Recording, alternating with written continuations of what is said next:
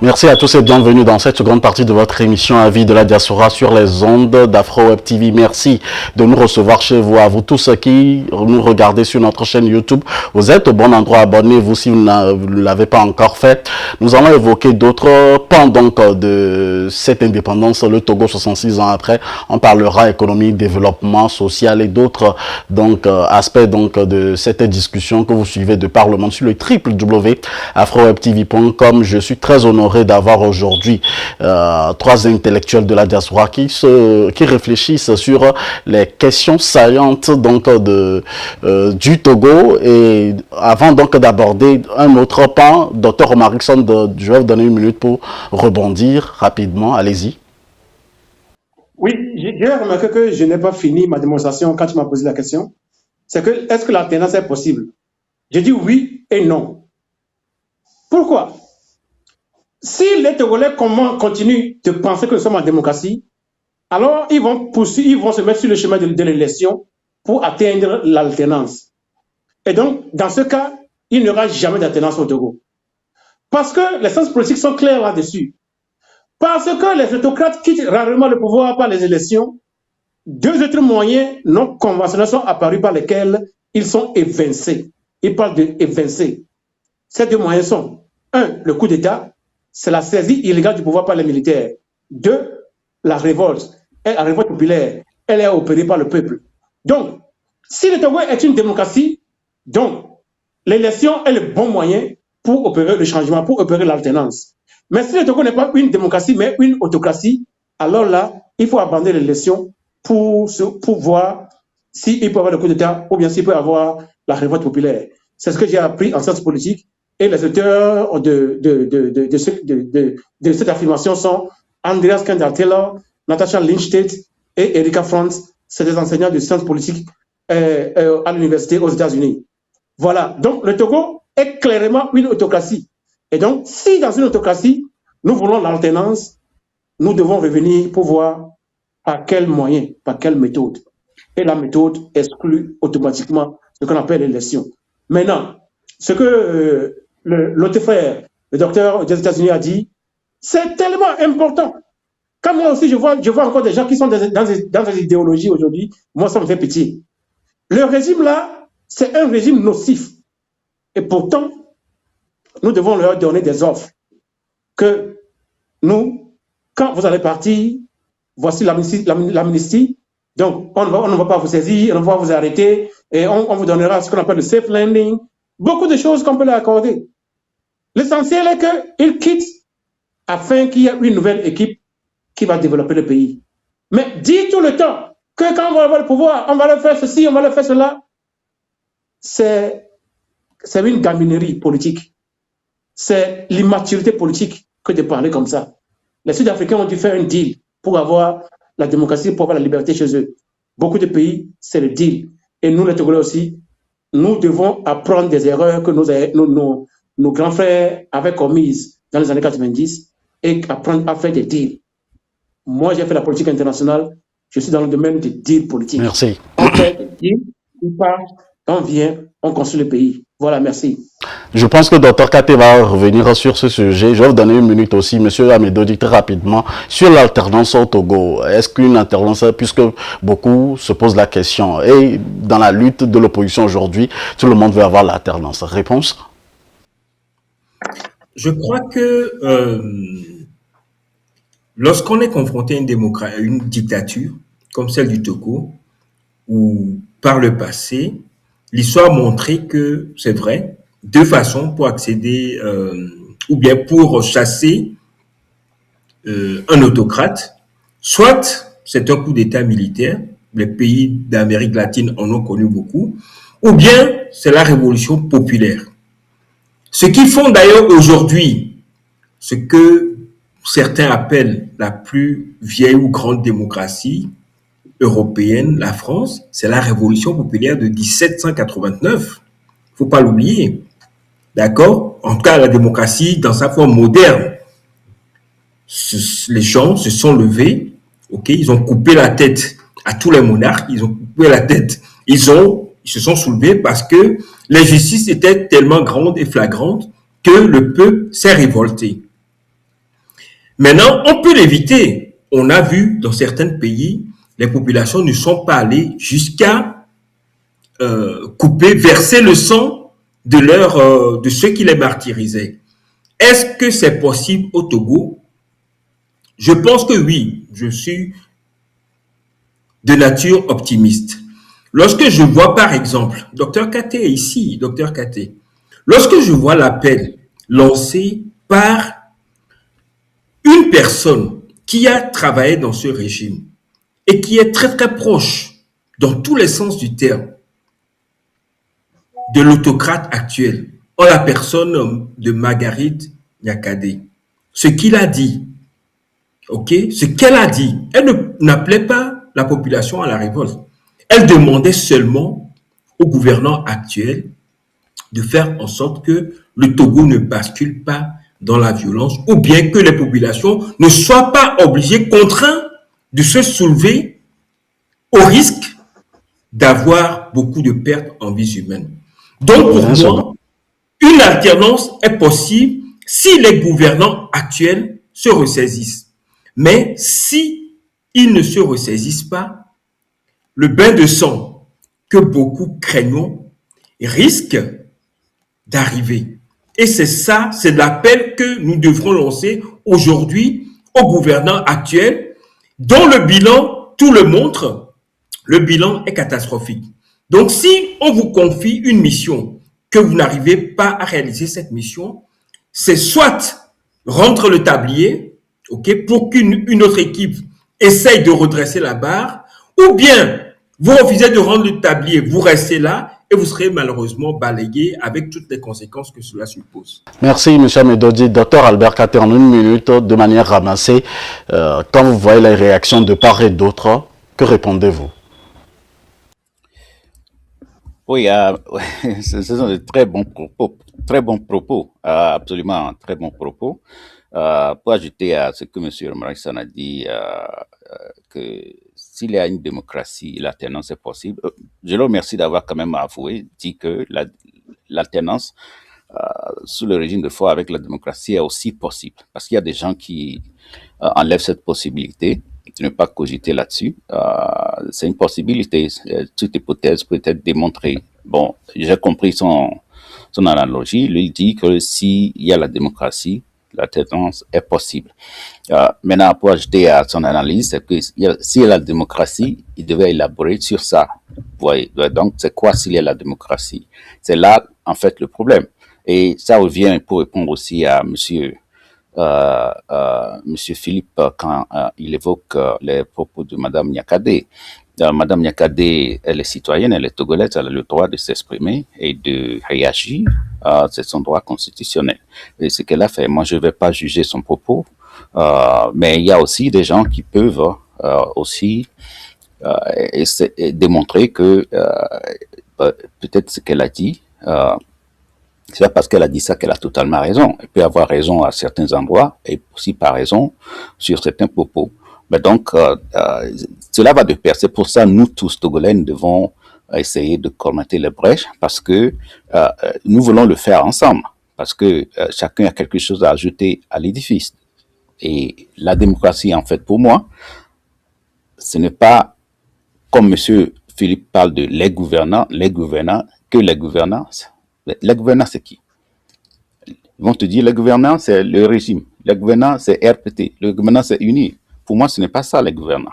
Parce que si nous prenons les lois fondamentales, la Constitution de 1992 que nous avons mise en place pour construire la démocratie, il faut que les gens comprennent que le socle de tout ceci, c'est après la conférence de 91, que nous avons fait cette Constitution qui est la base de ce que nous voulons appeler notre démocratie. Et si c'est là que tout est fait, tout ce que nous appelons l'institution.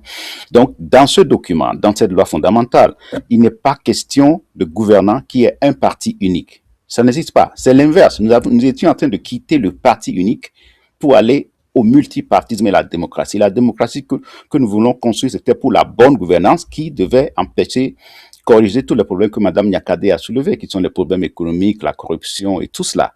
Alors, donc, tout cela se mélange parce que nous savions déjà le problème du pays et nous avions déjà diagnostiqué le mal et fait l'ordonnance pour résoudre cela, qui est la Constitution. Donc, la bonne gouvernance que nous appelions, à l'époque, c'était basé sur le pluralisme politique. Pas un seul côté, mais plusieurs partis. On avait construit le multipartisme avec ce nouveau départ de 1992. Ça, c'est un. Et l'autre chose, c'est l'équilibre des institutions. L'équilibre des institutions. Donc, si vous suivez les communications de tous les éminents professeurs au cours de la conférence comme le professeur Edem Kodjo et autres, ils ont expliqué que leur choix, c'était pour aller à la bonne gouvernance, qui serait basée aussi sur l'équilibre des institutions. Pourquoi? Pour empêcher justement ce que M. Romarickson souligne, qui est le despotisme. Donc, empêcher que quelqu'un seul ait l'envie d'avoir un pouvoir personnel. Est-ce que vous voyez? Donc, c'est là que le professeur Edem Kodjo avait suggéré de quitter le présidentialisme pour aller à ce que nous appelons le régime parlementaire. Est-ce que vous voyez? Juste parce que le régime parlementaire devait quand même impliquer l'expression du peuple autour de l'exécutif, mais aussi à cela, il faut comprendre que pour que cela soit parfait, il faut que les pouvoirs soient bien séparés et que la justice, le pouvoir judiciaire soit fort. Mais donc, ça veut dire que nous devons être sincères dans la construction de ce schéma. Chacun doit jouer son rôle là où il faut le jouer et c'est un mélange de tout cela. Vous ne pouvez pas aller seulement avoir une opposition qui s'assoit seulement à la CENI ou à la HAC et dire qu'elle est en train de faire la démocratie. Toutes les institutions doivent être équilibrées. Et tous les pouvoirs doivent jouer leur rôle pour qu'il y ait aussi l'équilibre et la balance de pouvoir. Et que la justice, le pouvoir judiciaire et le parlementaire jouent leur rôle. Les gens disent que nous voulons seulement rester à l'Assemblée nationale. Et après une décennie, ils ont trouvé la nouvelle donne. Nous allons rester aussi à la... Merci, docteur. Mais non, ça ne se limite pas à tout cela. Il faut être sincère dans ce que nous construisons et que nous prenions nos places dans toutes les institutions.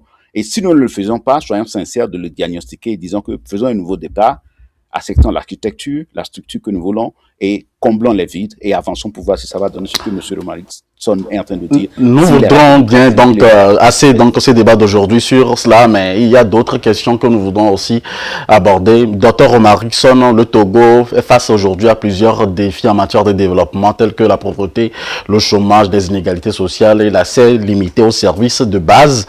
Quand on parle économie aujourd'hui avec vous, et on constate que nous avons un port de Lomé et les infrastructures, est-ce que véritablement ces infrastructures suffisent-elles pour exploiter et tirer l'économie? Je pense que le Dr Kati avait déjà parlé de... quel mot je vais utiliser pour cela? D'une direction unique de l'économie togolaise. Une économie qui est basée sur l'exportation seule. Avec une telle économie, il n'y a pas de développement possible. Vous savez, les pays africains, c'est eux qui ont l'or, le diamant, la bauxite, le pétrole, ainsi de suite. Et pourtant, la part des pays africains dans le commerce mondial, ça fait 3%. C'est insensé. Et il faut créer des entreprises pour transformer nos produits. Et ainsi, on va absorber le taux de chômage. Les gens qui sont employés, ils vont payer de l'impôt à l'État. C'est avec ces impôts-là qu'on construit un État. Donc, le développement avec un système dictatorial comme le Togo est dirigé, le développement est impossible. Voyez, les Chinois, les Japonais, c'est des gens qui sont allés, beaucoup d'entre eux sont allés aux États-Unis pour étudier. Ensuite, ils sont retournés chez eux avec ce qu'ils ont appris. Quand vous voyez par exemple la Turquie, qui exporte aujourd'hui les drones Bakhtaïr, celui qui a fabriqué ces drones Bakhtaïr-là, il a fait ses études à l'université de Boston, à Massachusetts, aux États-Unis. Et quand il a fini ses études, il est rentré chez lui. Et il a eu le financement, il a créé son entreprise. Maintenant, il vend, il exporte des drones Bakhtaïr. Et l'État en profite énormément. Maintenant, nous qui sommes venus à l'étranger pour venir étudier, est-ce que nous avons le droit de rentrer au Togo avec M. Fonyasimbe? Jean-Paul Moulou, pour la preuve, c'est un ingénieur en génie civil. Il est rentré au Togo, ne serait-ce que pour passer un seul jour. Parce qu'il critique la manière dont le pays est gouverné, où il se trouve, il est emprisonné depuis 4 ans. Depuis 5 ans, il n'est même pas mis en prison. Il n'a pas été jugé. Il est dans un enclos où il est en train de périr jour pour jour. Dans un tel système, le développement n'est pas possible. Je vais en finir sur ce point. En Occident, l'accès au crédit est facile. Nous pouvons accéder au crédit ici pour aller créer des business au Togo. Malheureusement, il n'y a pas la liberté de rentrer et de sortir. Bien que la constitution togolaise donne le droit à tout Togolais de rentrer et de sortir de chez lui. Mais avec le gouvernement de M. Fada Sibé, ce n'est pas possible. Si tu critiques sa gouvernance, quand tu rentres, tu ne sortiras plus. Dans un tel système, aucun développement n'est possible parce que le développement a besoin d'un acteur. Nous sommes venus à l'étranger, nous avons étudié, nous avons appris des métiers, nous avons vu comment les pays se développent. Moi, j'ai le programme de développement de l'Allemagne, pas le parti de SPD, le parti social-démocrate. Tous les programmes, chaque fois qu'il y a candidature d'un chancelier, je reçois toujours les programmes. Ces programmes, je les ai dans mon ordinateur. Il y a beaucoup de choses qu'on peut puiser pour aider notre pays. Il y a beaucoup d'alliances. Moi, je l'ai dit, j'ai dit l'autre fois sur ma page Facebook. Moi seul, je peux signer des contrats en Allemagne pour que la police, la gendarmerie et les militaires puissent avoir des moyens de déplacement modernes, des Volkswagen, des BMW, des Mercedes-Benz. Et dans la diaspora, je pense que je suis le plus petit. Et quand on parle de Philippe Amédodi et des grands Yves, Dr Yves, Akwamaïzo, Dr Kate, nous avons des relations. Mais le système ne permet pas que nous mettions ces relations, comme on dit, au profit du développement de notre pays. Voilà là où se trouve le problème. Merci. Merci beaucoup, docteur Romarickson. Monsieur Amédodi, une question particulière et singulière à vous. Est-ce que, selon tous les développements faits par les uns les autres, c'est parce que, quand on veut parler d'économie, on constate que le pays est toujours dépendant ou est-il dépendant donc de l'aide extérieure, ou c'est l'aide extérieure qui remet donc le Togo à cette situation dont nous parlons aujourd'hui, 66 ans après? Bon, il y a plusieurs choses, mais je vais mettre le doigt sur deux d'entre elles. On disait tout à l'heure que l'un des attributs de la souveraineté, c'est la monnaie. 14 pays de l'UEMOA aujourd'hui, essentiellement des pays d'Afrique occidentale, n'ont pas leur monnaie. La monnaie que nous utilisons actuellement et qui s'appelle à l'origine le franc des colonies française d'Afrique ne permet pas de développer notre économie. Elle encourage l'exportation. C'est ce que Romarickson disait tout à l'heure. Ce qui fait que la balance commerciale, c'est-à-dire ce qui doit permettre à l'État, ce qui doit rester dans les caisses de l'État pour construire les infrastructures, pour construire les hôpitaux, pour construire les écoles, pour construire des centres de formation professionnelle, elle est déficitaire. À partir du moment où un pays n'a pas les moyens pour former des techniciens, qu'est-ce que vous faites? Vous importez encore des techniciens qui imposent leur salaire et ça appauvrit le pays.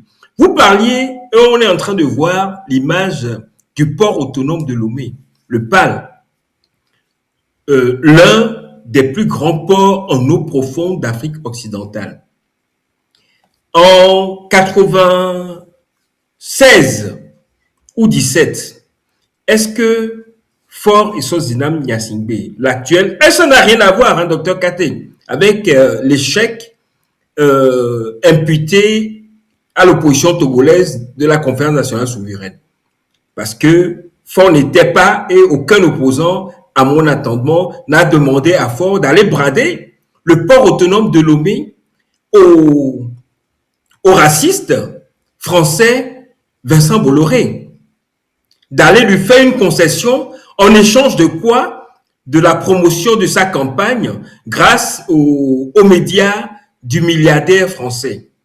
D'ailleurs, pour ceux qui nous suivent, un procès, je crois que Dr Kate est présent et qu'il va encourager nos concitoyens à se constituer en partie civile. Un procès aura lieu contre, parce que c'est avéré, parce que généralement lorsqu'on parle ici, on dit que c'est faux, c'est pas la vérité. La France, il y aura un procès contre Vincent Bolloré en décembre 2026 pour avoir truandé l'État togolais, ok, et pour avoir s'être emparé de ce port-là de façon illicite. Donc, Moïse, c'est pour te dire, c'est pour nous dire ici que les richesses du Togo, qui normalement doivent revenir aux Togolais, ne leur revient pas. C'est ce qu'on appelle, on dit tout à l'heure, un des attributs de l'État, de la souveraineté, c'est de pouvoir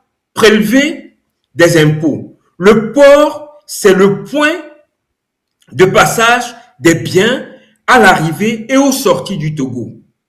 OK? Est-ce que les richesses ou l'impôt qui est prélevé à ce point-là profite aux Togolais? Ce n'est pas le cas. Donc, tant que ça ne profite pas aux Togolais, ce qui arrive, c'est la pauvreté. Et si la pauvreté gangrène, ben, il y aura un jour le soulèvement. D'ailleurs, j'aimerais peut-être poser une question. C'est toi qui poses des questions, Moïse. Mais j'aimerais demander à Dr Katé, comment se fait-il que 30 ans après la conférence nationale souveraine, dont l'échec est toujours imputé à l'opposition, comment pourrait-on comprendre que l'OTR, Office togolais des recettes, qui n'était pas opérationnel lors de la conférence nationale souveraine, comment se fait-il que cet office-là, dans cet office, il y a encore aujourd'hui des détournements massifs d'argent du contribuable togolais? Est-ce que c'est aussi est-ce que c'est la responsabilité de l'opposition, docteur Katé? Est-ce que c'est l'opposition qui nomme le dirigeant de l'OTR? Est-ce que c'est à l'opposition qui ne gouverne pas, qui n'est pas président, qui n'est pas dans le gouvernement? Est-ce que c'est à l'opposition de sanctionner? Est-ce que c'est à l'opposition de veiller à ce que l'argent du contribuable, c'est-à-dire lorsque le contribuable achète du pain ou achète du carburant pour se déplacer, les taxes que le contribuable togolais paye et qui vont à l'OTR, qui sont détournées, est-ce que c'est le contribuable qui doit agir pour que ces gens qui commettent des crimes économiques soient punis? Merci. J'aimerais qu'il me réponde. Merci. Je sais que vous avez beaucoup de questions à poser. Docteur Albert Katé, on vous a posé beaucoup de questions. Je vais profiter de l'occasion pour relancer le débat. Sur le plan économique, que devons-nous faire pour que les richesses nationales profitent à la population? Répondez, on vous écoute. Merci, d'accord. Je vais d'abord répondre à Monsieur Philippe Amédodi, avec tout le respect que je lui dois. Je n'ai pas dit, je sais pas, il a répété 2 fois, mais c'est pas de tiens ça. Je n'ai pas, enfin, en tout cas, c'est pas moi qui ai dit ça. Il parle de l'opposition qui a été indexée, comme on a attribué à l'opposition l'échec de la conférence nationale, ou bien à elle seule. Non, en tout cas, moi j'ai dit la responsabilité est partagée. Je n'ai pas attribué ça à elle seule. J'ai plutôt dit de la même façon, il ne faut pas aussi l'attribuer au régime seul pour dire que c'est un seul côté, mais la responsabilité est partagée, pas seulement avec l'opposition, mais aussi avec la société civile et tous les citoyens qui ont contribué à cela. Donc, c'est pour rectifier, pour être sûr que c'est pas de moi il parle. Donc, en tout cas, c'est ça. Maintenant, s'il demande comment se fait-il que depuis la conférence nationale, l'OTR qui n'existait pas, aujourd'hui est en train de noter des actes de corruption et tout ce qui se fait. Voilà. Oui, écoutez, c'est ça, on disait que nous étions partis d'un moment économique difficile, en 1990 et avec un chômage criard qui était déjà en France et qui nous a aussi frappé dans nos régions, et une conjoncture qui, après 3 années plus tard, en 1994, a été soldée par la dévaluation que vous connaissez, et puis menacée par une deuxième dévaluation. Donc, en tous ces moments-là, il n'y avait pas la bonne gouvernance. Donc, les sociétés d'État et autres ne fonctionnaient pas bien, et c'est pour cela que les recommandations des institutions de Bretton Woods sont venues avec les ajustements structurels pour de surcroît privatiser beaucoup de nos banques que vous avez vues, de nos sociétés d'État, même nos banques commerciales. Et donc, c'est pour dire que ce sont des réformes économiques, mais qui devaient être accompagnées par des réformes politiques. C'est pour ça qu'on nous a imposé que pour pouvoir aller à des succès économiques, il faut aussi avoir des réformes politiques. C'est là où notre histoire se relie, c'est-à-dire qu'il y a une corrélation entre les deux, la politique et l'économie. C'est-à-dire que si la politique n'est pas bien, il n'y a pas la bonne gouvernance. Donc, au même moment, il y a tous les maux dont nous souffrons comme les problèmes ethniques, les problèmes de favoritisme, le népotisme et tout cela, ça agit sur l'économie. C'est ça qui fait la corruption. Donc, je ne vais pas dénoncer à quelqu'un avec qui je suis dans le monopartisme si nous sommes seuls à gérer le pays. Je ne vais pas le dénoncer, mais je vais plutôt m'occuper de mon adversaire politique. Donc, c'est ça qui fait que on ne voulait plus qu'un seul parti gère le pays, parce qu'avec Yadema, quand il a fait cette expérience, ça nous a mené à des moments économiques très difficiles. C'est pour ça qu'il a accepté, Kérékou aussi a accepté, tous ces pays-là ont accepté d'aller à la conférence nationale, parce qu'ils ne pouvaient plus sortir de leurs problèmes économiques, ils n'avaient plus la solution. Donc, ceux que vous appelez dictateurs ont essayé d'ouvrir leur pays pour que des gens rentrent de l'extérieur, les ont amnistiés pour pouvoir apporter leur cerveau et qu'ensemble, on relance le pays économiquement. Et c'est ce qui s'est passé. Donc, comprenons que lorsque nous avons fait demi-tour de cette marche vers la démocratie et nous nous sommes querellés et nous avons abandonné notre marche collective vers l'état de droit et la bonne gouvernance, et une partie qui est opposition à claquer la porte, continue de claquer la porte, au lieu qu'on retourne ensemble à la table de négociation pour remettre les choses en selle. Donc, nous revoyons encore notre pays aux maux dont nous souffrions, qui sont la corruption, la gabegie, tout ce qui était là au temps des Yadema. Ça va revenir parce que c'est naturel par rapport, c'est l'ADN même lorsqu'un seul côté fonctionne, parce qu'on ne peut pas s'enfermer entre nous du même parti facilement, ou bien s'arrêter, ou bien se dénoncer. Vous voyez. Mais donc, comprenons ensemble que nous n'allions pas au multipartisme et la démocratie pour que tous les partis jouent leur jeu, juste par plaisir. C'est pour corriger en fait tout cela. Donc, si vous souffrez de tous ces maux dont la population souffre aussi, et nous sommes sincères, nous aimons vraiment ce peuple, il faut lutter pour que toutes les parties reprennent leur siège au niveau du gouvernement. C'est de là que vient l'idée de la cogestion, et aussi dans toutes les institutions de la République, pour qu'il y ait la balance de pouvoir et l'équilibre des institutions. Et c'est tout ce paquet-là, comme dans le pays où toi-même tu es, dans le pays où je suis, qui fait que le pays sera un pays modèle, et ces mots vont disparaître ou bien atténuer.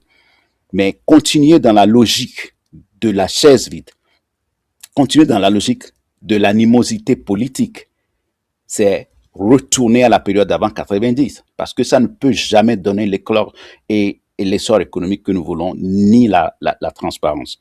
Donc, c'est pour répondre à ces deux questions. Monsieur Romaric Sonso, merci pour les suggestions que vous avez énumérées, en évoquant les cerveaux qui sont à l'extérieur, qui peuvent contribuer à la construction de l'édifice de la nation. Je pense que pour le faire, si nous sommes de la diaspora, toi et moi ou monsieur Philippe Amedodi, quelles que soient nos relations avec BMW ou bien Ford, avec qui que ce soit, c'est difficile de contribuer à un pays, parce que dans les pays africains, tout se fait avec le gouvernement. Le pouvoir, c'est dans le gouvernement. Un investisseur qui veut venir, qui veut investir, qui veut discuter, les institutions qui sont là en Afrique sont multiples, mais nous n'avons pas des institutions fortes, jusqu'à ce que nous les construisions fortes, mais toutes ces institutions sont centrées. La force de l'économie, la force du pouvoir, des décisions, c'est le gouvernement central. Vous voyez, donc, la cogestion gouvernementale que nous disions, c'est effectivement pour qu'on puisse conjuguer et convertir toutes ces énergies-là et ces ressources en quelque chose qui va profiter à ce que vous avez dit, créer de l'emploi et tout cela, parce que ça ne peut pas se faire seul, toi et moi, en tant que citoyen, quelle que soit la relation que tu as, même si tu viens avec quelqu'un qui est multimilliardaire, tu dois frapper la porte de quelqu'un de gouvernement pour pouvoir opérer. Vous voyez, donc, on ne peut pas voir le bien de ce pays sans s'intéresser à la gouvernance du pays. Donc, la cogestion que dont nous parlions, c'est parce que c'est un outil dans le modèle africain, surtout francophone, pour pouvoir opérer dans l'intérêt supérieur de la nation. Je sais que nous aimons tous notre pays, mais est-ce qu'on peut le faire en dehors de gouvernement? Qu'est-ce qu'on peut faire? Rien du tout, rien que du bavardage. Vous voyez. Ben donc, je vous encourage à comprendre aussi la composition de cela, le pourquoi après la conférence nationale, nous avons chuté immédiatement sur un gouvernement d'union et nous avions continué. Lorsque nous reprenons la balle, comme en 2006, nous allons toujours à un gouvernement d'union. L'opposition comprend bien cela, l'importance de cela. Sans cela, là, tout ce qu'on fait, élection, gérer le pays, tout ça rien ne peut se faire sans gouvernement. Organiser une élection, ça ne peut pas se faire sans un gouvernement. Donc, c'est ça. Monsieur Katé, permettez-moi une seconde. La cogestion avec le régime actuel ou bien dans le système actuel, c'est impossible. Agboibo a essayé, selon la psychologie clinique, le passé est le meilleur indicateur du futur de l'individu. Qu'est-ce qui s'est passé dans le passé? Ce qui s'est passé dans le passé me donne moi la confirmation que la cogestion avec le régime actuel, c'est impossible. Maintenant, Agboibo, il est venu avec l'idée de la cogestion. Il est rentré dedans. Qu'est-ce qui s'est passé à la fin? Ils ont été évincés. Le point, il est venu avec ça. Il a été évincé. Maintenant, la cogestion est possible. C'est à cause de ça? C'est ça le problème? Non, attends. Non, ben, on ne va pas tergiverser le débat sur ça, mais je vais vous laisser carrément 30 secondes pour terminer. Laisse-moi parler une seconde. La cogestion est possible si, par exemple, si on finit avec ce régime, disons qu'on finit avec ce régime, et moi, disons, c'est une hypothèse seulement, je suis le président. Je ne peux pas décider de gouverner le Togo tout seul avec les gens de mon parti. Il y aura des gens du parti uni, il y aura des gens du parti de l'ANC, tous les partis politiques. Les gens de ces partis-là devaient se mettre ensemble. On va prendre les têtes, comment on dit, les têtes bien faites de ces partis-là pour construire le pays. Parce qu'il ne s'agit pas de moi, mais il s'agit de la terre de nos aïeux. Donc, dans ce sens-là, la cogestion. C'est aussi la cogestion. Absolument. Ça aussi, c'est la cogestion. Avec le même unir. Merci. Avec le même unir. Oui, mais seulement que c'est eux qui sont à la tête. Mais eux à la tête, la cogestion est impossible. Ok, donc je vais finir mon temps. Il m'a resté aussi quelques temps. Donc il ne vous reste plus beaucoup de temps. Hein? 30 secondes, s'il vous plaît. Oui. 30 secondes, s'il vous plaît. Oui, c'est bon. Donc, le dernier point, monsieur, non, c'était juste pour compléter à monsieur Omarison. Bon, il a de très belles idées. Il n'est pas le seul. Mais je veux dire que il avait parlé de l'importance que le Togo, comme tous les pays africains, développe plus la production, la transformation des ressources. Et c'est important pour pouvoir relever le PIB. En fait, c'est l'une des stratégies importantes.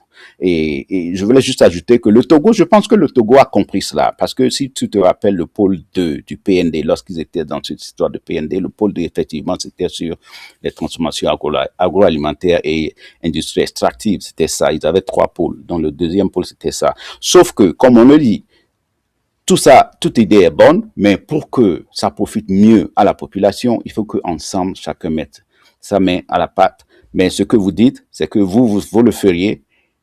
Si c'est vous qui gouvernez, vous allez appeler le même UNIR, mais si c'est UNIR qui est là-bas qui vous appelle, vous n'irez pas. Bon, ça, c'est une hypothèse, mais on parle des mêmes individus. Cela reste son avis. Vous avez votre choix quand vous travaillez avec UNIR. En tout cas, c'est bien quand même de soutenir la cogestion. Merci, docteur Albert Katé. Nous allons évoluer dans le débat puisque docteur Romarickson a évoqué certains sujets très essentiels, surtout concernant l'éducation et la jeunesse.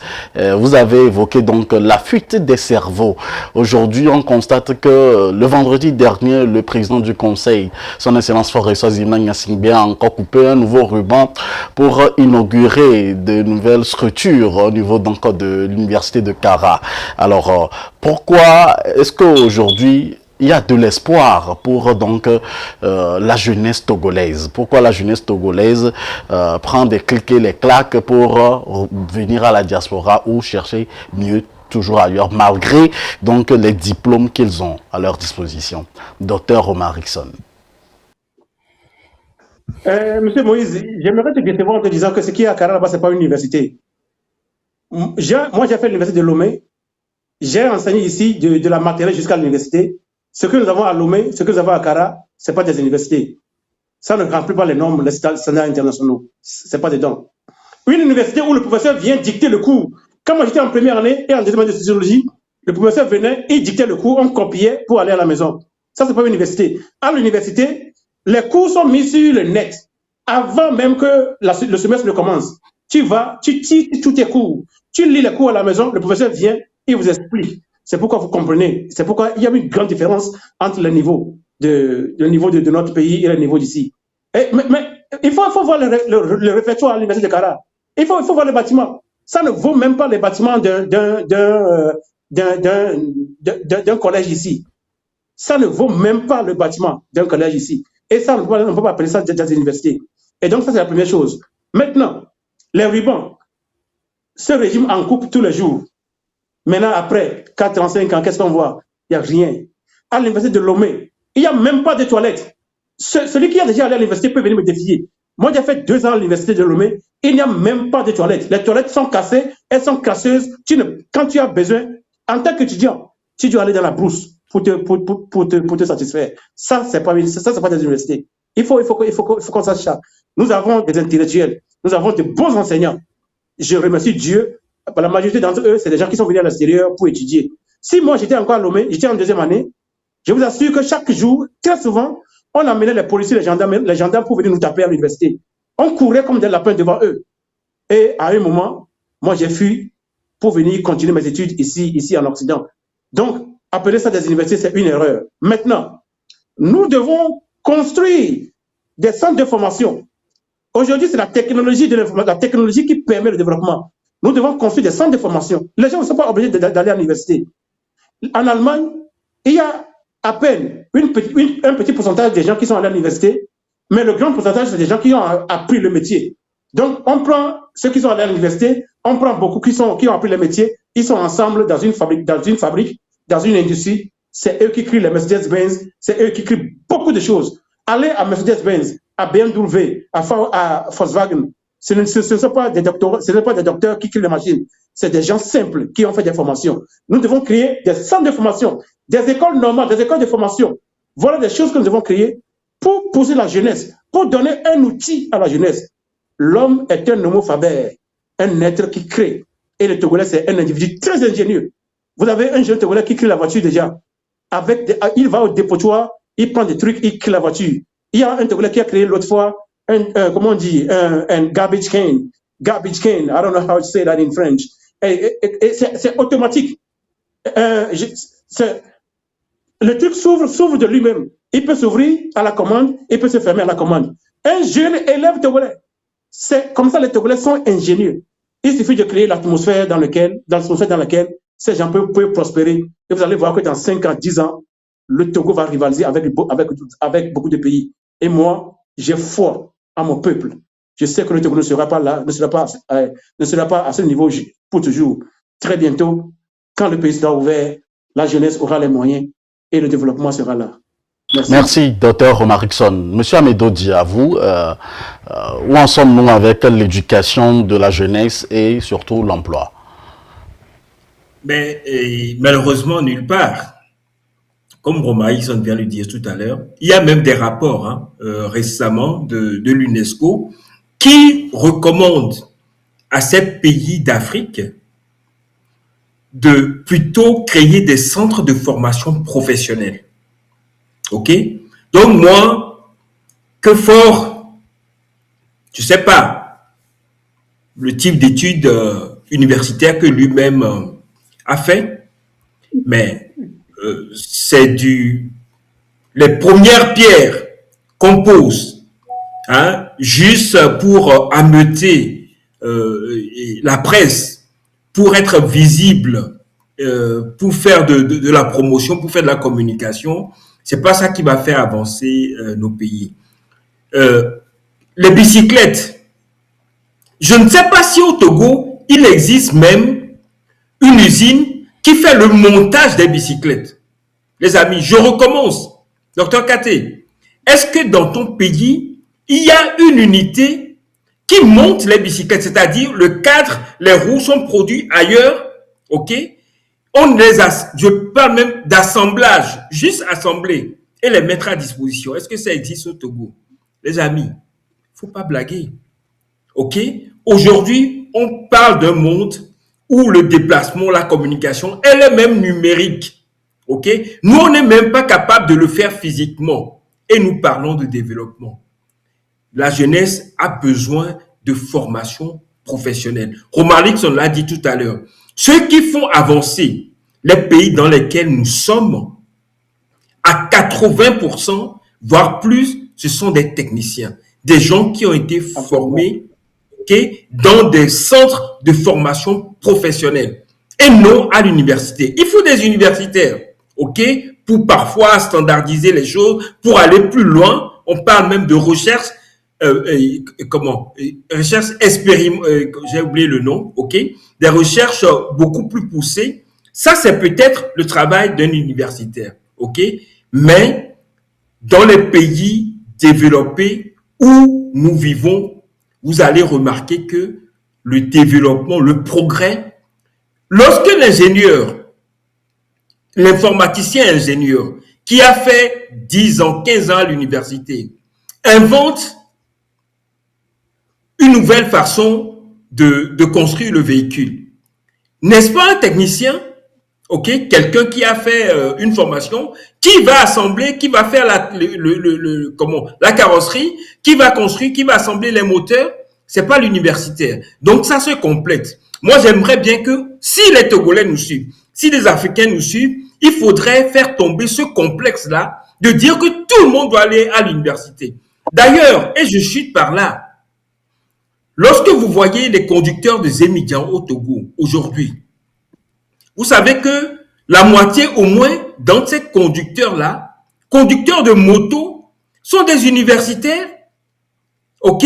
Ils ont du bac plus 3, bac plus 5 à l'université. Ils ont fait sciences naturelles. Ils ont fait histo-géo. À quoi bon leur perdre du temps? À quoi bon investir les ressources publiques dans des formations universitaires qui ne débouchent pas sur des emplois pour ces jeunes-là, docteur Kate? À quoi bon? Est-ce que vous n'aimez pas que je parle de nos gouvernants? Mais je vais encore en parler. Lorsque au Togo, à chaque prise de fonction de gouvernement, on nous dit qu'il y a SCAP, il y a eu Plan National de Développement, actuellement il y a feu de route. Docteur Kate, je t'interpelle encore. Est-ce que à un moment au Togo, à la fin, au terme de ces plans-là, ok, est-ce que nos gouvernants nous ont déjà fait un bilan pour dire nous sommes engagés à faire ceci, voici nous avons fait 50%, voici nous avons fait 30%, le reste on ne le fait pas parce qu'il y a eu des difficultés, on fait autre chose. Ok? J'aimerais plus que tu me parles de la conférence nationale hein, ou de la faute des opposants. Est-ce que dans une démocratie ou bien dans un État qui se dit souverain, ceux qui exercent le pouvoir de l'État, c'est ceux que j'appelle les gouvernants, hein, qu'on leur ait donné mandat, que la population les a élus ou pas, est-ce que ces gens-là qui ont la gestion du pays, à la fin d'un programme qu'ils ont conçu et mis en œuvre, est-ce que le minimum n'est pas qu'ils viennent nous rendre compte, dire qu'on fait le bilan qu'on est en train de faire aujourd'hui? On a promis faire ceci, voilà ce qu'on a fait. Le PND que vous avez évoqué tout à l'heure, dans son volet pilier 3, pilier 4 là, est-ce que nous avons eu de retour? Ok? Le PND avait parlé des écoles, des établissements. Est-ce que nous avons eu des retours pour savoir combien d'universités, combien d'écoles, combien de centres de santé ont été créés? Robert Rexon parlait tout à l'heure de ce partenariat privé-public. Docteur Kate, le PND en a parlé. On nous a même rabattu les oreilles dans la diaspora avec ça. Partenariat privé-public. L'État apporte un peu, le privé apporte un peu. Peux-tu me citer, docteur Kate, une seule initiative qui s'est basée sur ce partenariat?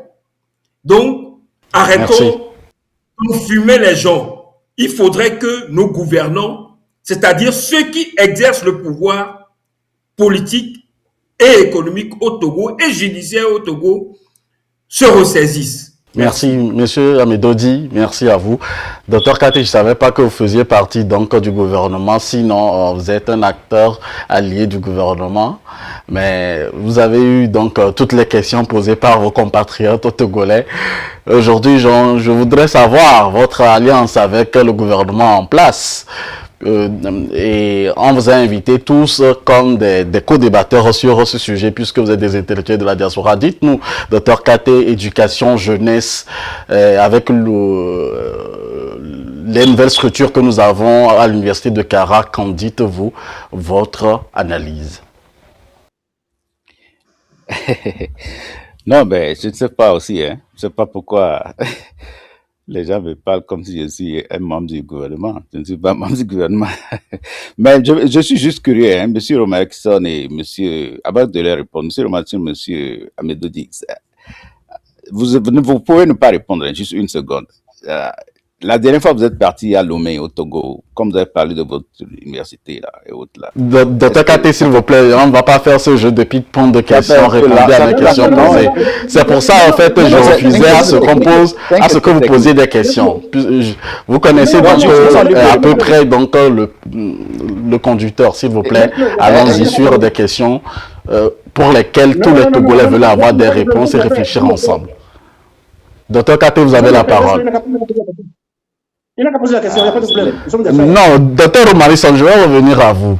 Docteur Kate, répondez à ma question. Oui, je vais répondre à la question. Donc, c'est pour répondre c'est pour bien cadrer pour comprendre quand même. Si vous voulez répondre, je vous donne une seconde. Dites-moi, la dernière fois que vous êtes parti à Lomé, c'est quelle année à peu près? Ok, si vous permettez, ok, allez-y, docteur Omarison. Oui, ça a bugué un peu.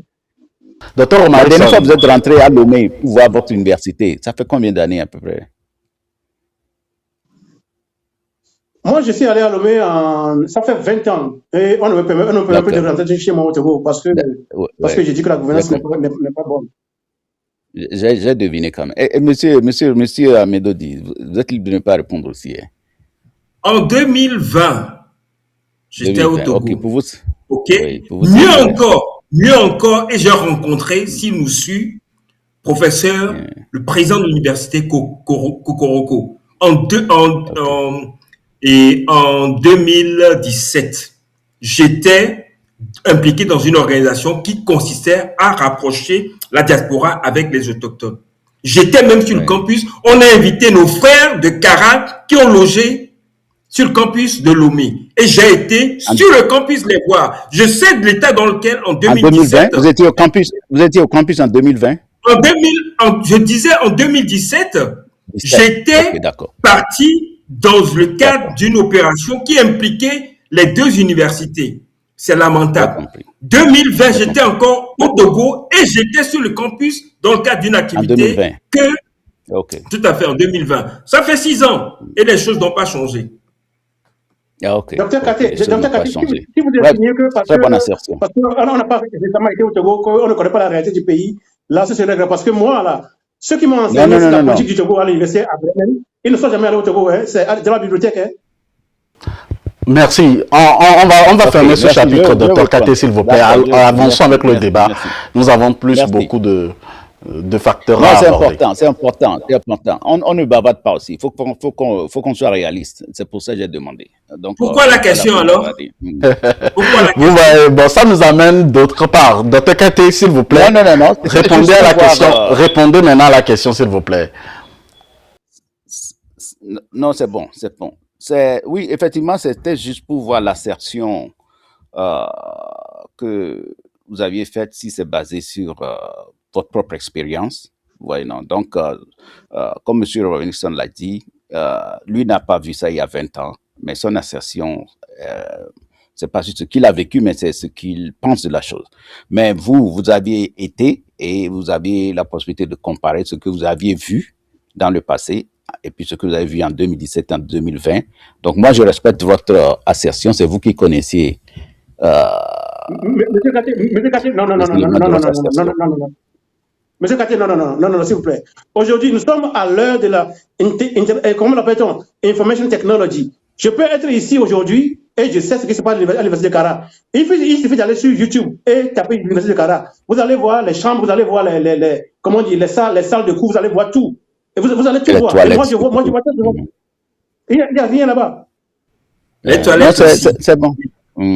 Merci à vous. Je suis obligé donc d'avancer avec le débat, s'il vous plaît. Bon, maintenant docteur Kate, s'il vous plaît. Je suis obligé, c'est moi qui dirige le débat. Je suis obligé de vous muter pendant un certain moment. Nous avons un téléspectateur en ligne. Téléspectateur, bonjour, vous êtes en direct. Vous avez 2 minutes. Allez-y. Bonjour Philippe. Bonjour Robarison. Bonjour docteur Kate. Je suis Gweforson, vous me connaissez. Vous êtes tous les 3 les éminents crises du Togo. Il a dit que non, on n'a pas entendu. Gweforson. Je suis Gweforson, voilà. Le débat n'est pas de savoir aujourd'hui l'université qui a été construite cette année ou après ce qui se passe autour. Le débat et les questions qui vont nous préoccuper, c'est que les défis qui nous attendent sont énormes. Ces défis sont énormes. Et je peux vous garantir une chose. Le Togo n'est pas en sécurité. Le Bénin n'est pas en sécurité. Le Sénégal n'est pas en sécurité. Tous les pays de l'Afrique de l'Ouest ne sont pas en sécurité. Mais M. Forson, jusque-là, le cas du terrorisme au Togo, on sait aujourd'hui la situation. Hein. Au moins, les gouvernants ont fait beaucoup d'efforts au niveau donc de Dapaon et autres. Maintenant, le Togo, à ma question pour vous, le Togo 66 ans après, quelle est votre analyse? Nous ne sommes pas indépendants. Aucun pays africain n'est indépendant. Aucun. J'assume mes propos. Aucun pays africain n'est indépendant. D'accord? Je dis les jours qui vont arriver, où on ne s'amuse pas, quoi. On ne s'amuse pas, les gars. Ce que je vous dis, c'est que je vous avais annoncé les délestages, ce qui se passe là, au Togo, là, et dans les autres pays, là. Ce sera récurrent. Et les pays vont les constituants vont se soulever. Nous rentrons dans la phase la plus déterminante du continent africain. Et ça, si les gouvernants ne comprennent pas ce qui va arriver, ne me dites pas que je ne vous ai pas averti, quoi. Merci. Ne me dites pas que je pas ça que je m'en fie pour vous, quoi. Parce que ce qui va arriver là, ce n'est pas sur votre politique là que vous menez, les médias, tout ça qui vont régler quelque chose. Les plans qui sont programmés, les organisations, ce qui est programmé là, vous ne pouvez pas imaginer ce qui va se passer. Et ça, j'assume toujours tout ça. Parce que nous sommes dans une phase décisive pour le continent. Je ne fais pas pour moi ça. Je fais et je vois de loin ce qui va se passer pour notre jeunesse. Que propose M. Forson? Monsieur Kweforson, l'essentiel, c'est que propose la diaspora aujourd'hui. Que proposez-vous exactement et concrètement? J'ai toujours dit, nous sommes très intelligents. Dr Katé, il est calé. Ovarisson, il a étudié. Parmi eux, ils comprennent les méandres. Mon frère Philippe connaît les méandres de la Belgique. Il connaît le rouage. Nous savons comment les infiltrer, comment les contrecarrer. Si les présidents africains n'ont pas compris qu'il faut accepter, il faut intégrer la diaspora, ils ne pourront jamais réussir ce qui va se passer. Et ils seront, écoutez-moi bien ce que je dis, hein, ils seront ôtés un par un, comme des bouchons. C'est comme monsieur Kweforson. Merci. Merci à toi. Merci à vous. Vous comprenez notre position ici sur Afro Web TV. Vous savez déjà donc la ligne éditoriale. Monsieur, nous allons évoluer avec le débat. Je veux évoquer donc une question avec vous très essentielle. C'est concernant donc la santé, les conditions de vie de nos populations. Le Togo, 66 ans après Dr Romarickson, on constate que les autorités ont fait des efforts sur un pan où ils ont eu à offrir encore des hôpitaux de part et d'autre, des régions. Par exemple, quand je prends la région de la Kara toujours, dites-nous, quelle est votre analyse aujourd'hui quand on fait l'état des lieux avec votre Togo, votre pays, que direz-vous? La parole était à moi, hein, Moïse. Je vais revenir à vous, Dr Albert Katé. Je suis obligé d'évoluer avec le débat, puisque le temps imparti était déjà passé. Alors, Dr Romarickson. En ce qui me concerne, moi je prends toujours, je suis un homme de sciences sociales. Donc je fonctionne comme ça. Comment on dit, pardonnez-moi. Il faut prendre les statistiques. Pour une population de 1000 habitants, de combien de médecins on a besoin? Les statistiques sont publiées dernièrement. Le Togo est très loin du compte. Je n'ai pas les chiffres exacts dans la tête aujourd'hui, mais le Togo est très loin du compte par rapport seulement aux médecins. Première chose. Deuxième chose, quand on parle d'hôpitaux, il y en a combien au Togo? Il y en a combien? Il n'en existe pas. Hôpital moderne. Le seul qu'il vient de construire, c'est le Dr Lafia, qui est privé et qui coûte les yeux de la tête. hôpital d'État qui remplit les conditions d'un hôpital, ça n'existe pas au Togo. Deuxième chose. Troisième chose, on parle de Antonovsky, le sociologue Antonovsky parle de, comment on appelle ça encore, la salutogénèse. C'est-à-dire que l'être humain vient sur la Terre avec un certain degré de santé. Donc, il y a 2 points. Premier point, il faut agir pour garder la santé avec laquelle l'être humain vient sur la Terre. Le deuxième point, quand l'individu perd sa santé, il faut maintenant aller dans les hôpitaux. Maintenant, quand on rentre dans la salutogénèse, est-ce qu'il y a un système sanitaire au Togo? Système de sanitation? Il n'existe pas. Les gens à Baie, là où moi j'ai grandi, les gens défèquent encore dans la forêt là-bas. Parce que dans beaucoup de maisons, 80% des maisons à Baie, il n'y a pas de toilettes. Ok. Donc, quelle politique que l'État a fait? Quand il pleut, dans les années 2000, j'étais allé à Cotonou. Cotonou était sous les eaux, était sale comme ça. Mais les Béninois ont fait un prêt au niveau de la Banque mondiale. Ils ont utilisé l'argent. Ils ont fini avec ce problème au niveau de Cotonou. Au Togo, Fanasimbo aussi allait faire le prêt au niveau de la Banque mondiale. Lui-même, il a dit ça. Quand il a plu 2 fois, les 3 dernières semaines, vous avez vu ce qui s'est passé à Lomé? Et quand il y a des pluies de ruissellement dans les maisons et dans les rues, il y a beaucoup de maladies. La diarrhée, la dysenterie amibienne, et beaucoup de maladies que les gens contractent pour rien. Or, il n'y a pas d'hôpitaux.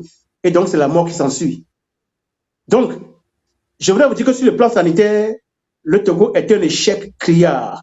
Il n'y a rien de normal dans ce pays là-bas.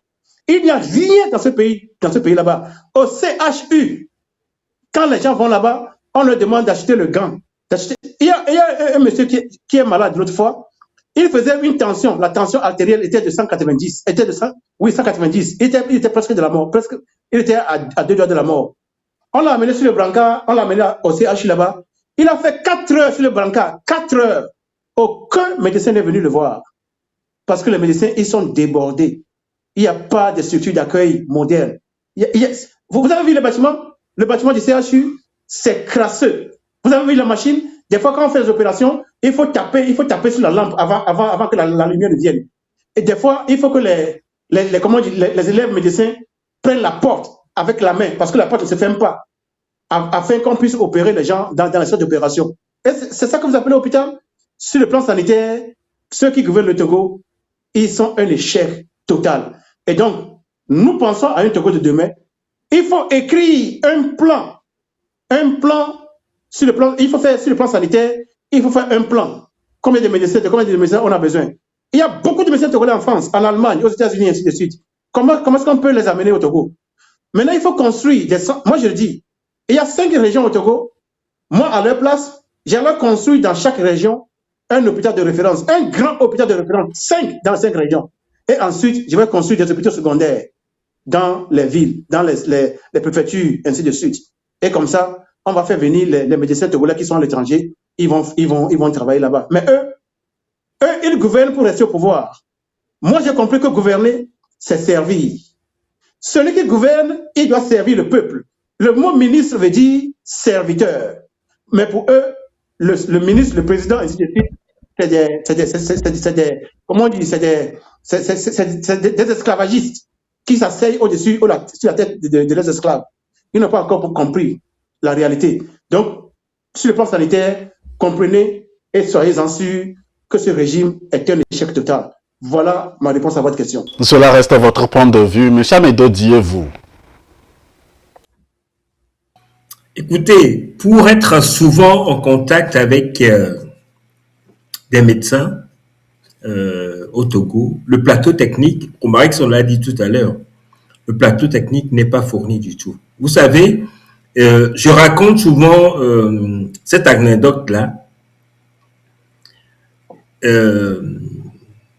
En déplacement au Togo, rendant visite à une connaissance à Takpamé, j'avais vu dans le couloir un patient qui baignait dans son sang. Il serait un conducteur de taxi-moto tombé ou bien accidenté. C'était la première fois que j'avais vu une telle personne agonisant. Alors, je dis à mon ami, je ne vais pas rester longtemps parce que vous avez des personnes à soigner. Il me dit non, on ne peut rien faire pour lui. Même moi, je n'ai même plus beaucoup d'argent pour finir ma fin du mois parce qu'il faut de l'anesthésie pour le soigner. Je n'ai plus d'argent. Tout le mois, j'ai pris mon argent de poche pour soigner des patients. J'étais choqué.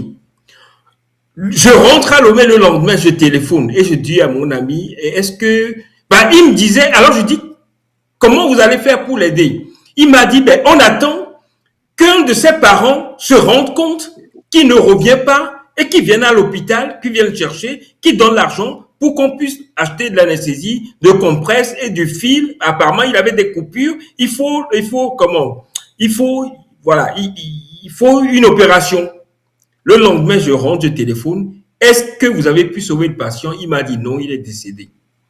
J'ai encore à l'esprit le regard de cette personne-là que j'ai vue. Parce que nos regards se sont croisés. OK? Et mon ami infirmier me disait, même Bill Gates, s'il lui arrive un accident sur les routes du Togo, il aura des milliards sur son compte. Il va décéder parce que même les premiers soins, nous ne sommes pas capables de l'offrir. C'est du vécu. Vous comprenez? C'est du vécu. On ne me l'a pas raconté. C'est du vécu. Ça date d'une dizaine d'années. C'est comme ça qu'on prend soin d'une population. Si ça tombe, cette personne-là mourante a de l'argent sur son compte. Mais le voilà sur une blancade avec une fracture ouverte. Et les médecins, les infirmiers attendent que quelqu'un vienne donner de l'argent pour qu'on lui achète du compresse, de l'anesthésie et de quoi le soigner. C'est comme ça que fonctionne au Togo. Et je dis ça, je n'exagère pas. N'a-t-on pas entendu des récits de nos mamans qui sont décédées par terre alors qu'ils étaient en travail, c'est-à-dire la personne est enceinte, il doit accoucher. Mais comme il s'est rendu à l'hôpital en train de perdre des os et qu'aucun parent n'est venu donner de l'argent, on n'a pu ni le sauver, ni sauver l'enfant. Docteur Katé, ai-je menti? On est au courant de tout cela. Donc, que faut-il faire? Je me posais tout à l'heure une question. Un État indépendant souverain, c'est un État capable de lever des impôts, de collecter une partie des richesses pour financer les soins de santé, qui relèvent, d'après ce qu'on dit, le thème consacré, du pouvoir régalien. C'est à l'État de le faire, de construire des routes, de construire des hôpitaux, parce que ça relève du domaine public, d'utilité publique. Au Togo, ça n'existe pas. Romaric, on l'a dit tout à l'heure, l'hôpital à Lomé qui s'est rajouté au CHU Campus et au CHU Sylvanus Olympio, Dr Lafié, ça fonctionne comme un hôpital privé. Mais vous savez, grave encore, cette institution-là, cet hôpital a été construit grâce à l'argent de la caisse, des cotisations des travailleurs.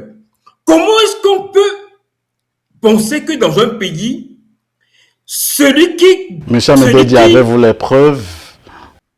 On a eu les preuves. C'est dans les presses, les coupures de presse l'ont dit. Vous venez de faire passer des images. La personne qui coupait la banderole, ok, c'est elle qui est la directrice de la Caisse nationale de sécurité sociale. Il y a eu même une dénonciation au niveau international. Mais alors, quelle solution, M. Medodi? Quelle solution en 30 secondes? La solution, c'est la bonne gouvernance. Mais comme les gouvernants actuels refusent cette bonne gouvernance dans la transparence, il faudrait que le peuple pense à les renvoyer. Il faut que le peuple soit populiste. Parce que le peuple, je l'ai dit tout à l'heure. Merci, monsieur Medodi. Je vais expliquer. J'ai dit que la France, qui aujourd'hui est citée comme l'une des meilleures démocraties au monde, si elle est arrivée là aujourd'hui, c'est parce qu'il y a eu la révolution de 1789, qui a consisté à mettre fin à la monarchie. Merci, Si les Michel Togolais n'ont Dodi. pas Votre temps est terminé. Alors, docteur Albert Kate, quelles solutions pour améliorer donc les conditions de vie des populations et surtout le cadre sanitaire, selon vous? Oui, c'est déplorable le cadre sanitaire dans nos pays. Et surtout quand on prend le cas du Togo, nous avons beaucoup de retard. Et nous avons enregistré beaucoup de cas très humanitaires qui sont émouvants, qu'il faut Docteur, on a absolument un peu du mal à revoir. vous écouter. Est-ce que vous pouvez un peu parler plus fort? Ok, tu m'entends mieux maintenant? C'est bien, merci. Ok, donc je disais, c'est déplorable de voir tous ces cas de santé, les cas humanitaires que nous enregistrons dans nos pays, surtout dans le cas de notre pays, le Togo. Il faut avouer que nous sommes d'abord encore du pain sur la planche et il faut tout faire pour se rattraper. Je ne dis pas que le Togo est le seul pays qui a tous ces problèmes. Si nous prenons tous les pays africains, surtout de notre sous-région, vous allez au Bénin, vous allez jusqu'au Gabon, il n'y a que quelques pays comme la Côte d'Ivoire qui ont fait beaucoup de progrès en matière de santé. Le Ghana, bon, les anglophones sont un peu différents, mais ils ont des grandes populations. Comparé à l'infrastructure qu'il y a et le nombre de lits qu'il y a dans leurs hôpitaux. Donc, toute l'Afrique souffre de retard en matière du social. Quand il s'agit du social, nos budgets africains ne sont pas du tout consacrés à cela, le pourcentage de nos budgets. Donc, ne mettons pas beaucoup d'efforts d'infrastructures en place et puis beaucoup de moyens. Et ça, c'est depuis des décennies. Même le Bénin, à l'époque, avant l'arrivée de ces derniers présidents, leur hôpital là n'était pas, on n'avait rien à envier à l'hôpital de Sylvanus Olympio malgré son état de délabrement. Ils étaient dans la même situation. Et c'est l'évolution récente qui a permis au Bénin d'avoir aussi une structure comme la FIA et un peu partout. Mais personne, ils n'en ont pas assez aussi. Il faut dire que c'est pas suffisant. Donc tous les pays africains ont ces mêmes problèmes du social.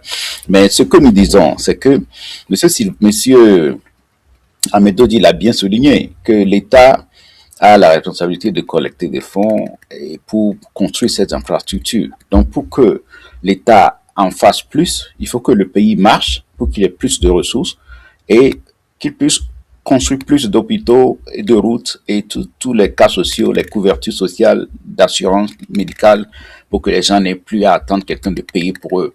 Vous voyez, donc c'est un peu ça. Nos économies sont des économies sociales, pas totalement capitalistes sociales. Vous voyez, donc on est un peu derrière la France, pas comme aux États-Unis où tout est privatisé.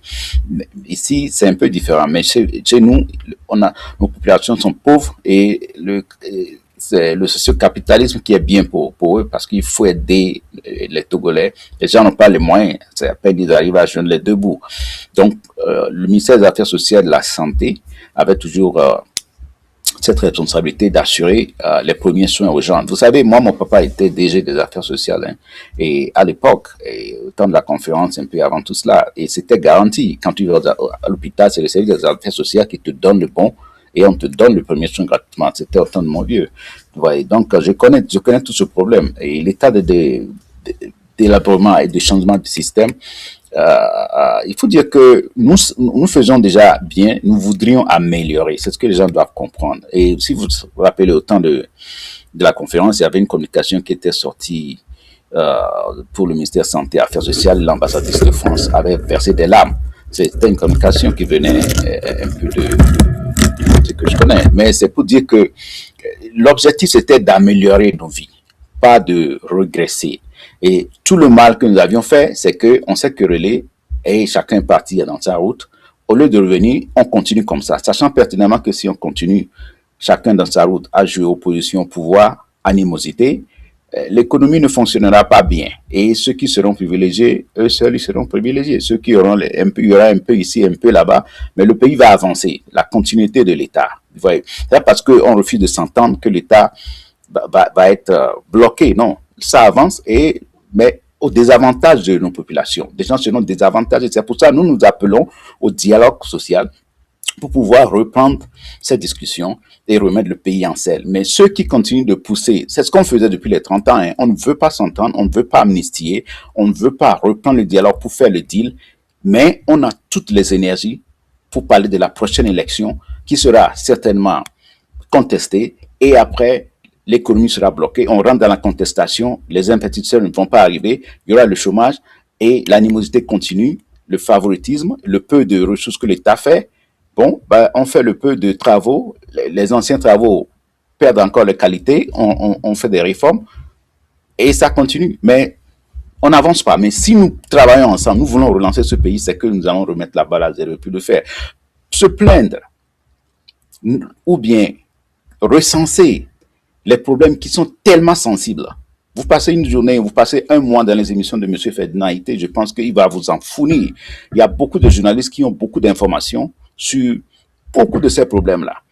Et est-ce que ça finit? Ça ne finit pas, ça continue, parce que notre vie sera ainsi jusqu'au jour où nous acceptons de décider de résoudre tous ces problèmes-là. Mais ceux qui prônent que résoudre ce problème veut dire dénoncer le problème et dire à ceux qui sont là-bas, que vous accusez déjà, d'aller régler le problème. Mais si c'était aussi simple que ça aurait été déjà bien fait. Moi, je ne vois pas pourquoi les gens continuent de promouvoir cette idéologie, refuser qu'on aille ensemble pour faire ce que une équipe peut faire mieux. Les gens refusent, mais on continue de promouvoir que c'est les gouvernants, ceux qui sont au pouvoir. Ça, on le fait déjà à 30 ans. Mais donc, c'est le moment, à toute la jeunesse, à vous, mes frères de la diaspora, d'avoir le courage qu'on aille aux solutions. Et ceux qui vont dire que la solution aussi, c'est de laisser les choses comme ça et d'aller à l'insurrection, ça aussi, on le fait déjà il y a 30 ans. Mais quand on le fait, on fait comme si c'est aujourd'hui, c'est une nouvelle idée. Mais ce n'est pas l'objectif de certains d'entre nous. Nous pensons que ce que nous avions commencé en 90 et qu'on s'est querellé, on s'est séparés. On a essayé de remettre ça en selle en 2006 à Ouagadougou. On s'est encore querellé à 48 heures après. On s'est séparés. Mais nous restons un peuple indivisé et indivisible. Et vous, la nouvelle jeunesse, ensemble, comme M. Romarisson vous l'avez dit, vous avez de belles idées, mais les idées ne doivent pas rester sur la table. Allons mettre ces idées en application. Et nous allons tourner ce pays, voir les formules, les problèmes qu'il y a. M. Romarisson a parlé des deals. Les deals, on peut les faire, mais si nous disons dans les 30 ans, M. Romarisson, quel est le deal national que tu connais qui aurait pu résoudre ce problème? Donne-moi le document. Tu ne vas pas me le donner, ni M. Philippe Amedodi. Il n'y a aucun deal qui a été fait dans les 30 ans que vous et nous allons comparer ça au deal d'Arusha ou bien au deal de l'Afrique du Sud. Mais nous sommes vivants, nous avons la mentalité et le cerveau pour le faire. Faisons-le, ce que nos grands frères n'ont pas fait. Mais l'énergie et la pensée que nous avons, nous ne voulons pas mettre ça dans la solution, mais nous l'avons pour mettre dans l'insurrection. C'est ça un peu pourquoi ces casualties-là? Pourquoi ne pas mettre ça dans la solution? Tu ne m'aimes pas, hein? Tu ne m'aimes pas, hein? Tu veux que j'aille nommer? Tu ne m'aimes pas. Non. Vous savez que le deal, vous irez à Lomé, vous savez que le deal comporte l'amnistie, en fait. Au fait, c'est ça l'objectif. Ce deal devait amnistier tout le monde, faire sortir tous les prisonniers politiques. Vous avez parlé de M. Jean-Paul Omolou, ou bien vous avez parlé de M. Jean-Paul Omolou. M. Jean-Paul Omolou ne doit pas rester là-bas aussi. C'est avec ce deal que l'amnistie va faire sortir tous ces gens-là. Il faut qu'on ait le courage de comprendre. C'est win-win. C'est win-win. Ça va arranger tout le monde. Merci. Et puis le pays va reprendre comme les gens ont fait. Merci, Dr Albert Katé. Merci à tous et à chacun de vous. Nous allons faire une pause très rapidement, revenir juste après. Chaque semaine, la rédaction d'Afro Web TV vous propose un condensé de l'actualité des 7 derniers jours. Suivez sur Afro Web TV l'actualité politique, économique et sociale. Bref, dans tout